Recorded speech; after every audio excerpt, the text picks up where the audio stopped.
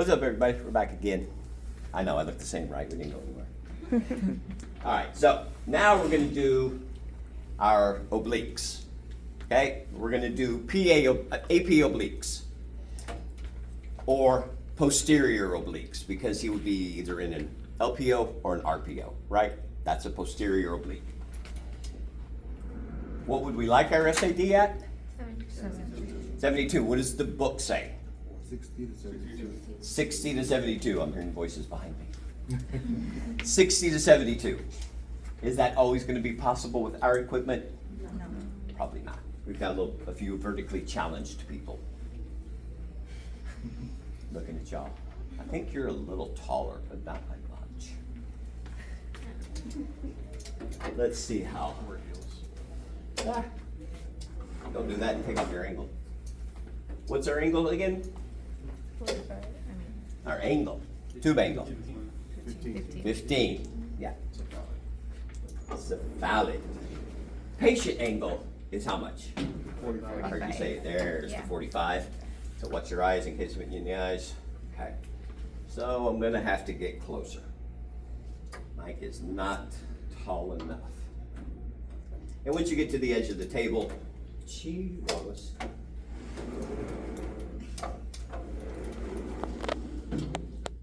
There we go. Now, so I'm going to go ahead and rotate him 45 degrees to his left, where we are now going to see, are we seeing the left or right intervertebral foramen in here? Right side. So I'm going to have you scooch that way. Okay, because we still want the spine to be right on this center line here.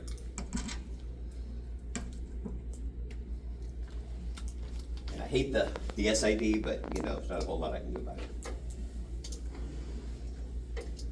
Can I move back a little bit? Okay, we're going to move you back now just a little. Don't trip over the rails back here, guys. I see a lot of people that like to stand on the backside. Be careful with the cords and everything, because I don't want anybody falling.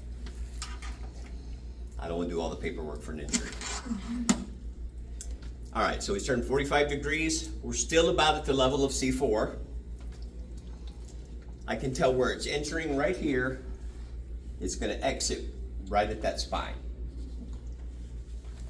Now we need to see if we're lined up. And I'm sure we're not. See where our line is up here? Raise it up. Now we're lined up. Now we're going to collimate. Do we need all the way up to his eyeballs? No, he doesn't have spine up there. Or he might, for all we know. We haven't taken his x-ray yet. So about up to the EAM, which is about the level, a little bit above the level of C1, remember? C1 is about the lobe. I was like, whatever this thing's called again. 45 degrees, shoulders down, no tilt or rotation on the head, nice and straight. Don't breathe, don't move. That's your LPO. LPO, and we're seeing the right intervertebral foramen, right? Another way to remember that, remember I said there was 2 ways to know which side you're seeing? Here's the second way. So, at this point, he's facing out, right? He's facing me, the tech. So I'm considering his head is up. The angle, which way is the angle of the tube? Up. So which intervertebral foramen do we see? The side that's up.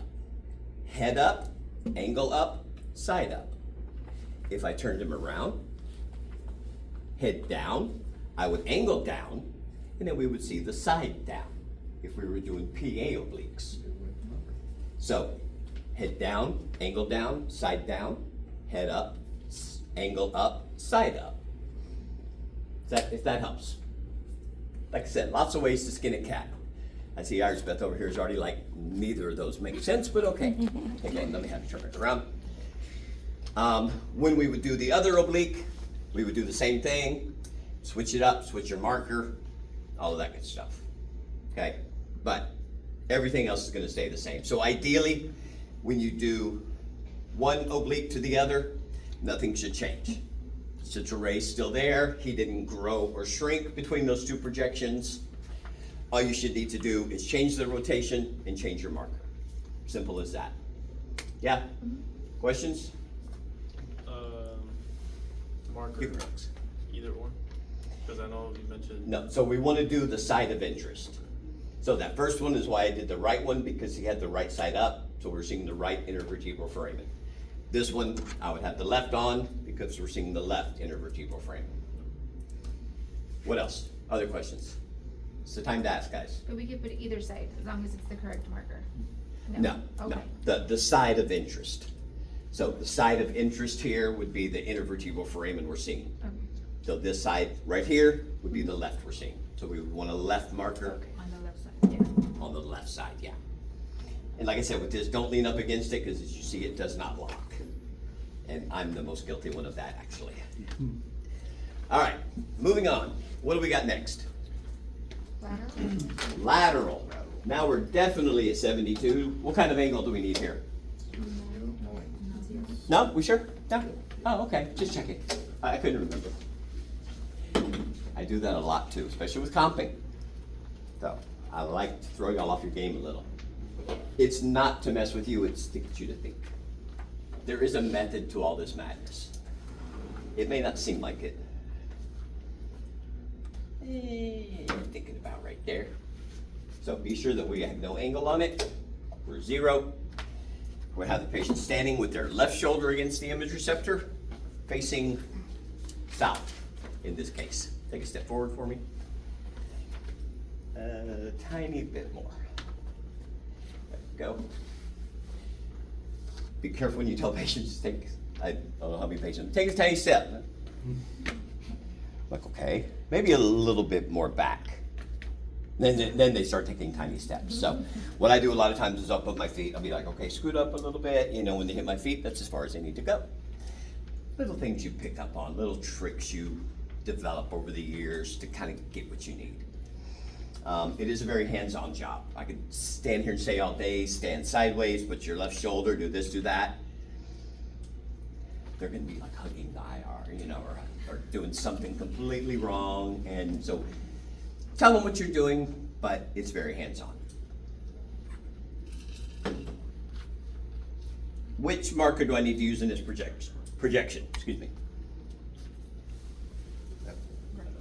Right. The right one, why the right one? Isn't his left side over here? Isn't this his left arm? No. So side that's closest, left side down. Contradictory to the. Yes, it's not the side that's away from, it's the side closest to the IR that we mark. And I know I had 2 markers a second ago. It's on the top.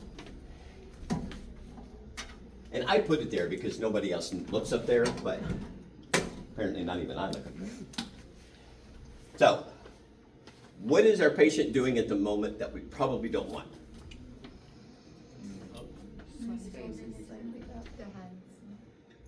Who said it?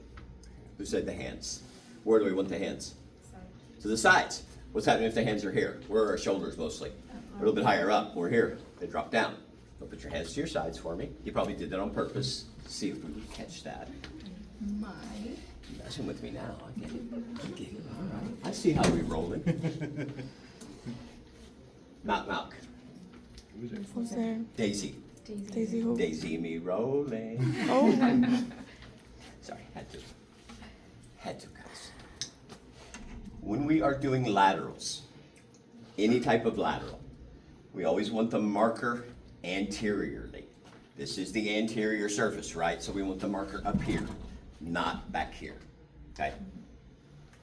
All right, Mike does not have the longest neck. So I already know if he's my patient, I'm doing a swimmer's. I can already tell.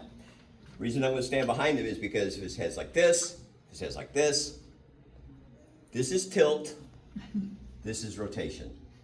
This is yet, no. Sorry, I had to. This is your, right, no. Make him a marionette. So, you wanna make sure everything's squared up, like I said. Shoulders, hips, feet. You don't want somebody trying to stand lateral like this, like, no, okay, I'll just lean like this. No, everything squared up, right? Centered at C4 still. Am I lined up over here?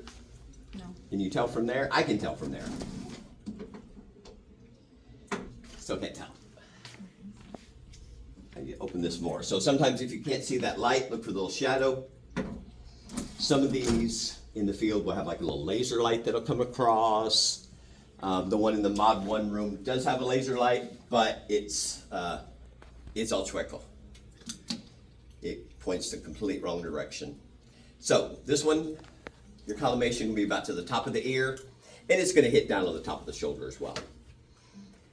You got your left marker anterior, it's over his mandible. We want his head down just a little bit because remember we're looking at this AML, acanthomeatal line. Head's nice and straight, no rotation, no tilt. Take a deep breath in. When you exhale, relax your shoulders. Relax your shoulders down. Hold your breath, and I'm going to go take the exposure. Okay? That's your lateral. You can breathe. Questions on this one? How many vertebral bodies do we want to see? 7. Seven. Ideally, yes. In the perfect world, we want to see 7. If we don't see 7 in this straight lateral, we just like, nah, it's okay. Or what do we do? We go swimming? How's that going to help? Exercise. Oh, a swimmer's projection. What's the technical name of it called? There we go, cervicothoracic. Spoiler, when we get to thoracic spine, you can also do this to see the upper thoracic vertebrae. Because we are seeing from C5 to T3. So it can be used for both. That's why I call it cervicothoracic. What's our SID for that one? 72. 72. Is there any tube angle? Yes. 3 to 5. 3 to 5, which direction? Down. Caudad. Why not cephalic? So imagine, if I had my angle cephalic coming up, am I going to catch down here that I need? Nope.